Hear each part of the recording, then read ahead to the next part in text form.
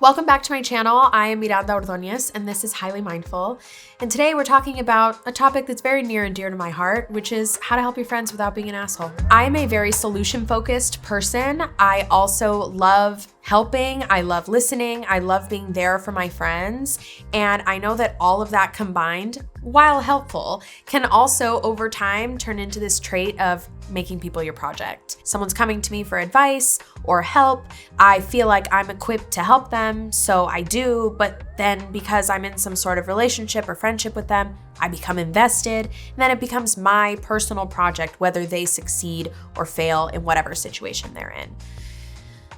In my life, that really meant like taking a lot of, communal pride when a friend would succeed, which is great. I think that's so important. But the other side of that pendulum is that when my friends wouldn't take advice or would repeat the same harmful activity or whatever I deemed harmful, that didn't even mean it was harmful to them. But, if someone didn't take my advice or they didn't take it the way I thought they would, I then would become personally invested and bummed out that their situation ended the way it did, which is taking up a whole lot of brain space for me and kind of just making me create thoughts and feelings about someone's life that I'm not experiencing. Step 1 to helping your friend who's going through something without being an asshole is to listen to your friend.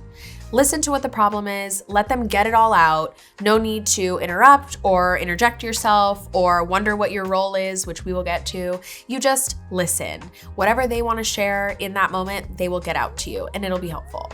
Step 2 would be to then clarify what your place in the conversation is. My worst nightmare when a friend is going through something is making it worse. So I always start kind of that initial conversation after my friend has divulged what the problem is. I always start by asking, hey, are you looking for kind of some advice, or do you just want someone to vent and listen and be a shoulder to cry on if need be?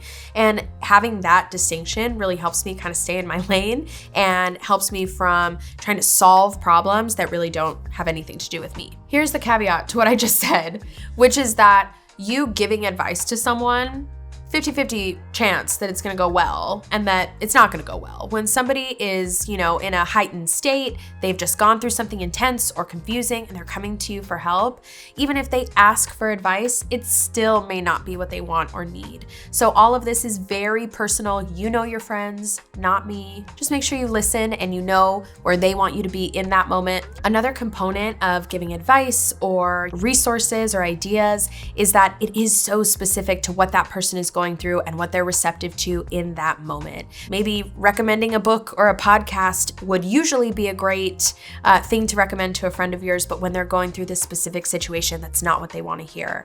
Or, maybe recommending therapy during a lighthearted conversation about how helpful it's been for you if you attend therapy. That might be good, but in the middle of a heated, confused moment, recommending therapy may not be what your friend needs to hear.